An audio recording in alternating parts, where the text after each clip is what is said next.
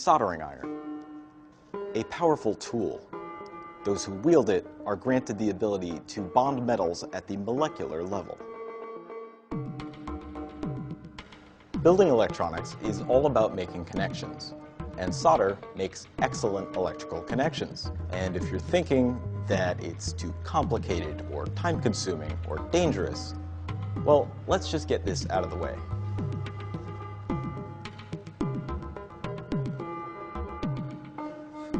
It's not.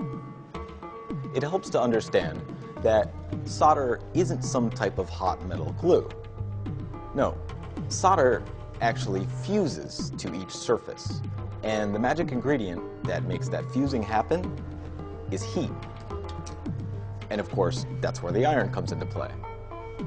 A good quality iron will ensure that we can supply enough heat to each solderable surface. And using a tip of the appropriate shape and size will ensure that we deliver the right amount of heat to our solder joint. For through-hole parts like these, a flat screwdriver tip works well. If we were soldering very small surface mount components, we could use a fine point tip. And if we were soldering a very large joint, we could use a thick hoof tip with a wide contact area for delivering more heat. Before using a new tip, be sure to tin it by applying a bit of solder. And to keep the tip clean, simply drag it through a bit of brass mesh or slightly damp sponge after each use. Just make sure that the sponge isn't dripping wet.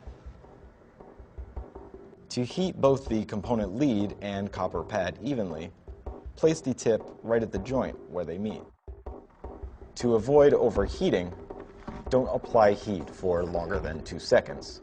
Any more, and you can damage some components or even the board. So we get in, apply solder, and get out.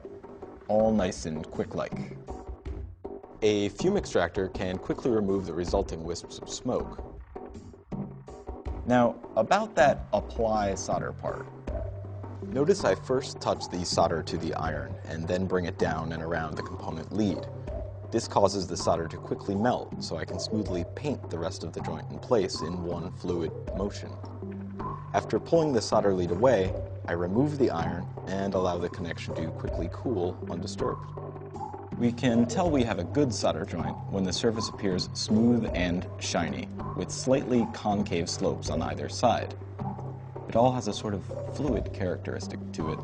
Quite lovely. If the surface appears rough and bulging excessively, we may have what's called a cold solder joint. These occur when solder hasn't fully fused to each surface, making the electrical connection unreliable. Cold solders can be caused by a lack of heat distribution, some motion during soldering, or a coating on the metal surfaces. Oxidation, which can be seen here as dark spots, prevents solder from fusing with the copper surface. Thankfully, solder contains a special ingredient called flux, which you can see here at the core of the solder lead. Flux removes oxidation, leaving the surface clean and ready to fuse to the solder alloy itself. When given the option, choose a solder which contains no clean flux, as water wash flux requires an additional hand cleaning step afterwards to remove it. It's also important to choose the right temperature for your iron. If using lead-based solder, set your iron to about 650 degrees Fahrenheit. For lead-free solder, somewhere around 750 degrees is fine. Soldering with lead-based solder is easier than lead-free, but lead-free is more common these days. The benefits of good soldering are pretty obvious. Sturdy, reliable connections that last and won't be disturbed by a bit of dirt, dust, or repetitive movement.